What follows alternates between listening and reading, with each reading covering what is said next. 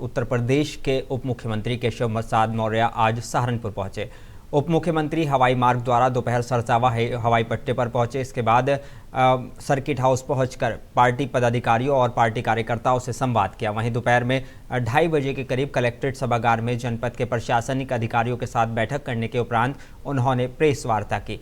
Press वार्ता के दौरान उप मुख्यमंत्री केशव प्रसाद मौर्य ने कहा कि 2024 में सभी 80 सीटें भाजपा जीतेगी। सहारनपुर जनपद में एक मुस्लिम प्रत्याशी भी चुनाव जीता है। इसको लेकर केशव प्रसाद मौर्य ने कहा कि इससे सपा, बसपा और रालोद में खलबली मची है। भाजपा 2024 में प्रदेश की सभी 80 लोकसभा सीटें जीतेगी और विपक्ष 0 होगा। अभी जो उत्तर प्रदेश के अंदर नगर निकाय के चुनाव हुए हैं, सहारनपुर की जनता का और यहाँ के एक एक कार्यकर्ता का हृदय से अभिनंदन है कि हमें सहारनपुर नगर निगम सहित देवबंद में भी कमल खिला करके देने का काम किया। पिछली बार हमारे पास 2 नगर निकाय थे, इस बार हमारे पास 4 नगर निकाय हैं। भारतीय जनता पार्टी सबका साथ सबका विकास का संकल्प के क्रम में काम करती है और मुझे खुशी है सहारनपुर की धरती से यह कहते हुए कि मुस्लिम तुष्टीकरण की राजनीति, जातिवाद की राजनीति फेल हो गई और आज भारतीय जनता पार्टी से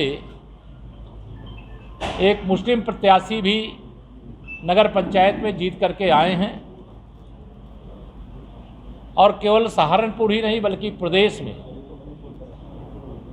मुस्लिम वर्ग को, जिसे सपा, बसपा, कांग्रेस के लोग, राष्ट्रीय लोकदल के लोग लगातार यह बता करके कि भारतीय जनता पार्टी मुसलमानों को खा जाएगी और दूर करने का प्रयास करते रहे, लेकिन आज उन्हें भी यह सच्चाई पता चल गई कि भारतीय जनता पार्टी ही एक ऐसी पार्टी है जो सबका साथ सबका विकास कहती ही नहीं है, करती भी है।